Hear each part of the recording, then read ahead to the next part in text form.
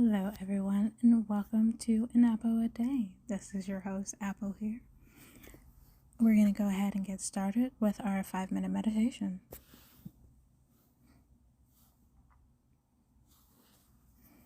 I am happy and optimistic in all areas of life. I am happy every day. I allow myself to receive waves of joy from the universe. I am becoming the happiest version of myself. I am lit up by happy thoughts.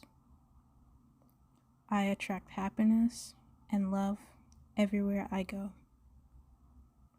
I open my eyes and heart to the joys around me. I find pleasure in the simplest of moments. I decide to be happy in every circumstance. I am positive and at peace today. I find my happiness in the present moment. I always have a reason to smile. I am proud of my positive, upbeat personality. I receive endless vibes of love and happiness. I believe with all my heart in my ability to succeed. I let my happiness create a beautiful life all around me. I am thrilled with the endless potential I see before myself. I allow happy thoughts to flow to and from me. I remain happy regardless of the chase of life. I create happiness from within myself. I express my happiness through my words and actions. I trust the outcome even when I can't see it clearly. I feel the flow of positivity to and from me. Positivity is my superpower. I find endless reasons to be happy each and every day. I am delighted by life's little miracles. I rise up every time. I find joy in simple pleasures. I have faith that everything is working out for me. I am quietly positive. I look at my past with compassion and my future with hope. I have utter faith that I can succeed at anything I try. I overcome obstacles with positivity and good humor. I trust that the universe remains in control, even when I am not. I am moved to positivity by the beauty of nature. I face obstacles with curiosity and positivity. I am a magnet for loving, positive people.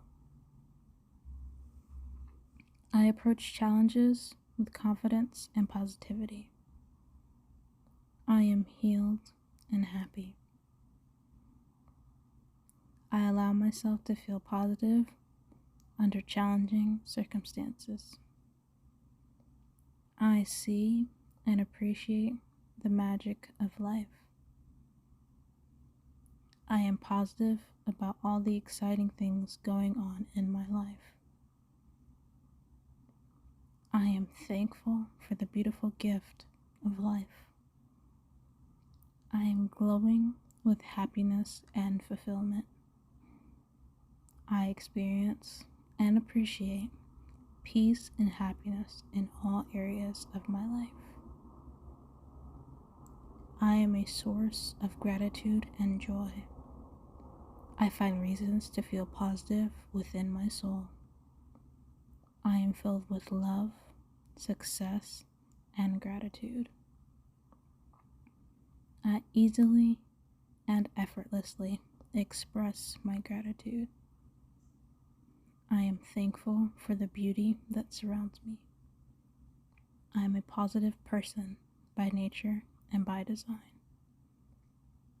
I maintain a positive inner dialogue.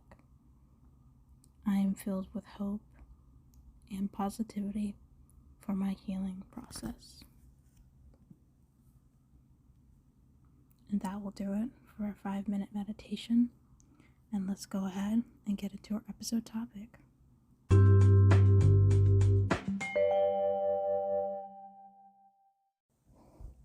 Hello there, everyone. And let's get into our episode topic. So, our episode topic question is, how do you recover from what life throws at you? So, our topic this week is recovery. So, when I think about recovery, right? Obviously, I mentioned in last week's podcast that I've been going through stuff, and it really has felt like, I wouldn't say the world is throwing everything at me, but what life has thrown at me, things have been difficult in more ways than one. So I've addressed challenges and overcoming them in the past, but obviously when you progress through life, you come across new challenges you haven't faced before, but you use previous experience to basically help navigate the new challenges that life throws at you a little bit better. It's not all the time that you'll just completely skip having to go through that challenge. A lot of times it's just shaving off time of recovery, understanding your thoughts and your feelings better, understanding them faster, being able to process things faster, especially when it comes to your emotions, because sometimes when things happen, I know that it can just be very, very easy to just drown in the emotions of what is happening to you, right? And I feel like when you take the stance of, why is this all happening to me? You kind of take a back seat, and say that you don't have any control over the situation at any point, which I feel like is untrue. Because if what life is doing is driving you over a bunch of bumps in the road, a bunch of potholes, right? And you're in the back seat, the car may be moving, but there's no one there in the driver's seat. The car's just driving itself. At some point, you have to choose when you're going to get into that driver's seat and actually, stop the car from driving over the potholes, so to speak. The transition from getting out of the back seat, and then getting into the front seat, it's already bumpy in the back seat. We already know that, we're hitting our heads on the roof every time, right? And transitioning to the front seat, hey, we might also bite our tongue and bleed a little bit. Trying to be able to get into the seat of control. But I would say that is a far better position to be in, instead of just letting, life happening.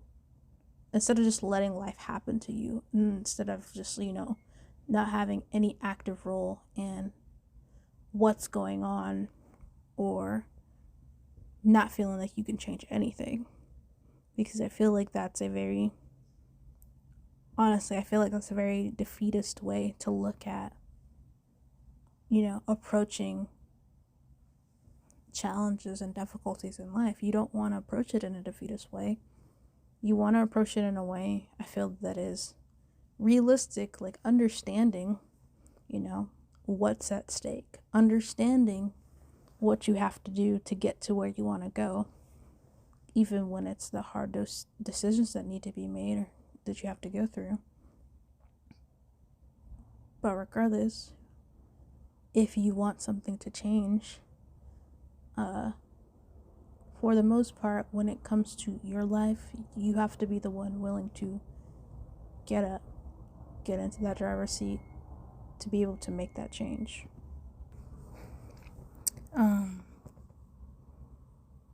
It is really up to you to take control of your life for things to change. So, what do you do, or how do you actually recover, from those difficulties, from those challenges?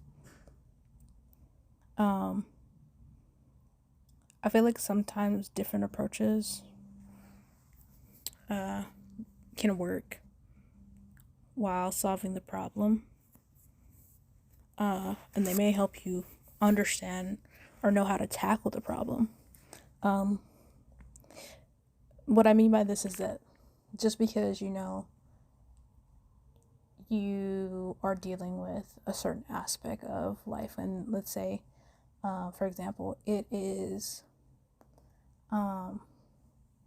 finances, right? If you need more money, you may have to pick up extra hours at work, or you may need to find another job, or you may need to go into a different career path. Anything of the sort can be, a potential aid to a financial problem that you may be having. It may also require you to, cut back on your spending. So a lot of times when we look at it from a financial standpoint, for example, if we're trying to, save money for something, right? It's not just money that is coming in that you're saving, because you still have, your basic necessities for life. But a lot of times you'll also be like, oh, well, okay, I'm eating out, maybe 5 out of 7 days of the week. I'm going to cut that back to 3. And I'm going to cut it back to 3 so that the money that I would be using to go and eat out, I now have it to go towards saving for a rainy day fund, said trip, something like that. It doesn't necessarily just have to be one thing that's going to solve the problem. A lot of times you have to use a lot of different factors that will help you to solve that problem, right? So if you just look at it from like a medical standpoint, like how doctors look at things, and I can speak on this a little bit because I am in pharmacy school, so I understand a little bit more of why this analogy can really be applied to all aspects of life, right? So medically, when you experience symptoms or something, right? Let's say you have a cough. You go in because you have a cough to your urgent care or something, right? And then the doctor will, do an analysis or like overview of like your condition. Ask about your symptoms, when it started, how long has it been going on, if you have pain.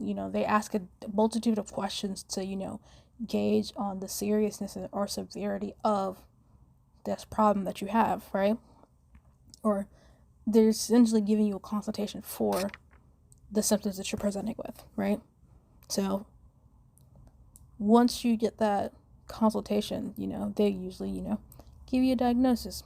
Oh, hey, you have this cough. They could say, oh, because it's a colder seasons, you need to make sure that, stay hydrated because it's leading to a cough for you, right?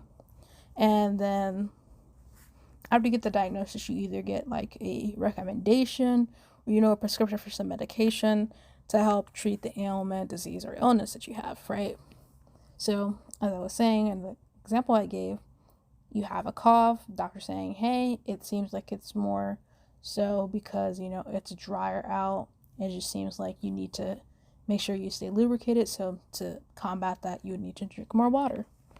That'd be like the recommendation and the quote unquote treatment for that problem. So why not approach life's difficulties in the same way, right?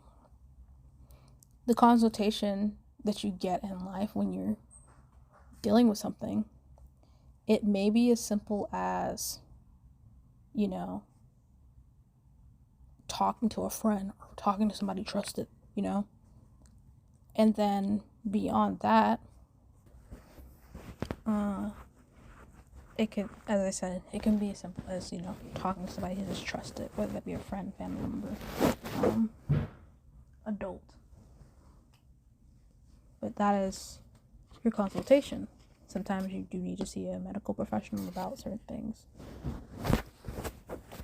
So then you get the diagnosis. And this diagnosis doesn't necessarily have to be something like super drastic. It could just be, hey, you don't have, I'm going to still use the finance example, right? So, hey, you're having problems with finances. You don't have enough money.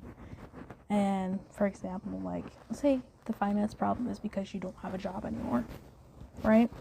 So then you're dipping into savings. So it's like the diagnosis is to, cut down on your spending because you only have that limited fund in your savings. But another solution would be to get another job that will pay you, right? And pay you enough so that, like, not only will it cover the current circumstances that you're dealing with now, it could also help recover the amount that you spent from your savings to, keep you afloat, right? So the same way that we look at things medically, we can look at life's, problems in the same type of way. So another way to look at it, let's give a pop culture reference, right? So I'm sure most people have heard Drake's song lyrics, where he said, "Last night I took an L, but tonight I bounced back," right? So I know, especially for me, like, I would play that song on repeat because it is just such a hype song. And, in the moment, I really didn't have anything to, like, really bounce back from. Like, my life was pretty good. I'm not for certain, but I believe that song was released in, I think it was summer 2016. And y'all know how summer 2016 was. It was literally the best summer of all time. I can't explain why. Everybody just general agreement that it was, So even though I didn't have anything to really bounce back from, quote unquote, right, at that point in time, I still think about those lyrics. I still think about, like, the sentiment that was supposed to be given through those lyrics. And it's really telling you that, even if you faced hardship yesterday, tomorrow is a new day. Like, you get to start fresh, start new. One of the things that I like to tell myself when I go through things, right, is I give myself space to feel the emotions that are, surrounding me. But I also give myself time to, just be in those emotions. I give myself time to just feel sad, And I think that's been one of the most important things for me, is to give myself the space to do things like that. And it's something that I always encourage others to do or give themselves as well. Give yourself that space to deal with whatever it is, when you're through those emotions, when you're through that tumultuous time, you will have time to get back to doing what you want to do, get back to doing the things that you need to do. It's not to say that, wallow in your misery or wallow in your sadness forever. That's not what that's to say. But it's to say that give yourself an ample time to feel those types of emotions, because you don't want those things coming back to you and coming back to drag you down, because you didn't really get all of what you needed out at the time that you were feeling it initially. You know, you want to make sure that you get it out while it's there, while it's fresh. Feel all those emotions, scream it out, yell it out. And then when that's done, you say, okay, this is where I messed up. This is how I can improve. This is where I need to improve. This is what I need to change to make sure that this does not happen again. And you move forward.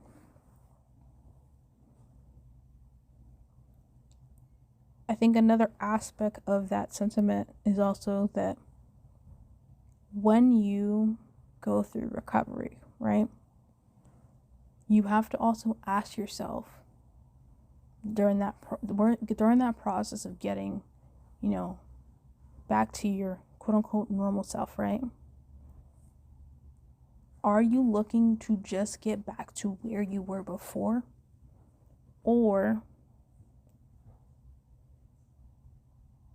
do you want to get back to where you were and surpass it?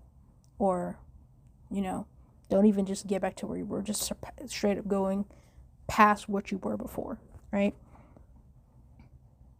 You have to ask yourself those things, because if, for example, if it was taking you 10 hours to complete a task, right? And this is like your regular work day, but you know that like it usually slows down around lunchtime or so, because you get tired, you eat, you get lethargic, so it slows down your production, so it ends up taking you that 10 hours. And they want you, working, getting the work done. And that's like how you meet your deadlines. That's how you get paid.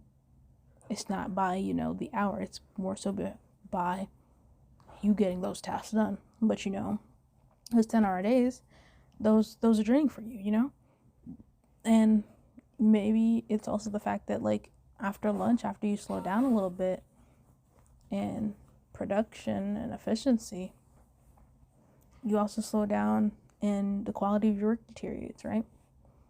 So maybe it's worth looking at, altering other aspects of your schedule to be able to fit that quote unquote 10 hours of work that you were doing that essentially isn't 10 hours itself. It's just 10 hours because you're slowed down. What are some changes that you can make to maybe get it done in 8 hours? What are some changes that you can make to not get tired around lunch and, decrease the quality of work? Or maybe you can, stick to the 10 hours and do more of your labor intensive, mind intensive work at the front end, and then work on your more monotonous tasks towards the end of the day, because it doesn't take as much brain power, it doesn't take as much to do those, right? So you really have to look at where you want to go with things during your recovery. You have to look at, what am I doing differently from what I was doing before? How am I going to do it differently? What are the proposed solutions, or what are the prospects or the outcomes of me doing it differently? What is this going to cost me in time, energy, or money to do those things differently? And most of all, am I going to be happy doing it differently? Am I going to be happy with the changes that I'm making? Those are also things that you have to think about. I would say for me, during my recovery for everything that I've been going through, my happiness and my mental health is like the most important thing to me. Like, I'm not compromising on that in any way, shape, or form. And to make sure that that's like the case, I have to make sure that I balance with the changes that I'm making, am I still finding time for myself to just get a mental break? Am I still having time for myself to be, to have fun, engage with friends, engage with family, engage with my partner? Like, am I making my happiness a priority in my life during this recovery? Because it's one thing to, get back to where you were, right? It's another thing to, supersede where you were, right? Sometimes it's not possible to get back exactly to where you were, and that's okay as well. Or you may see that it may take more time or take more effort to get back to where you were. And if that's what you really want, you can go for it. But understand the effort it's going to take to get to that point. And sometimes it may require you being comfortable to get to that. You have to be okay with being uncomfortable in that moment or during that time to get to where you want to go, to get to that happiness that you're manifesting or that you want for yourself. It's not an easy task to do, but it's a very important task to do. It's a very important thought to have. It's a very important discussion to have with yourself. Honestly, it's a really important discussion to have with yourself every single day. These things, day to day circumstances may change, right? But you want to make sure that at the end of every day, you are happy with the life that you have lived that day, regardless of what has happened. If it were that, I don't want to be super negative, but I also think of this in more of a gratitude way, right? If I was to die today, right, and this was just the end, would I be happy with everything that's occurred up until this point? And am I happy with what people will remember me by? Those are very important aspects that you have to think about as well, because when all is said and done, your happiness is the most important, but also like your impact on others. It's not to say that like you're letting others, dictate how you're going to live your life, but you can very well be an inspiration to people. So for me, I like to keep that in mind, that no matter what, I will be happy being an inspiration to people, because I've navigated life in certain ways, and I would hope during life that I give as many shortcuts, as many hints and tips and tricks, so that other people don't have to, deal with hardship in the same way. But I also want to make sure that what I leave behind reflects that as well. Because life is it's really not easy. It's really something that is a day by day, a step by step thing. But the things that we do to make us happy make it worth it. And I think that having that at the forefront of your mind will lead to the best recovery. And on that note, that is all I have on the topic. So I'm going to end the episode off with 3 good things. So my 3 good things for today. So I am visiting my boyfriend. He's making us a lovely dinner, and he can cook really well. So I already know I'm going to enjoy it. So that's a great thing that I'm experiencing. Another good thing is, like, in class, I'm really enjoying the content that I'm learning. Like, I'm understanding it, and it feels really good to be in the space of, I get this, I understand. Now, granted, it's long classes, so I kind of tune out every now and again, but um, I still am understanding, I'm still enjoying the content that I'm learning. My third good thing is me being on this road to recovery and not dwindling too much in the past, but instead looking forward to new opportunities, to show what I'm about. And I would say for me, as long as I have believed in that type of mentality, you know, every single time, with the grace of God, of course, I have found my way back. And not only have I found my way back, but I've also found my way to doing way more than I ever was before. And I'm eternally going to be grateful for that. I know that life can get hard. I know that things can get hard.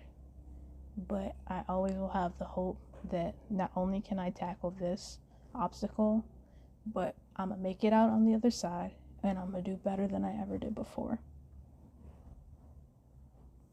And that would be my 3 good things. I would like to thank you all for listening in this week. As always, questions, comments, concerns, hit me up on social media at an apple a day on Instagram and on Twitter. And if you have ideas, obviously shoot them there as well.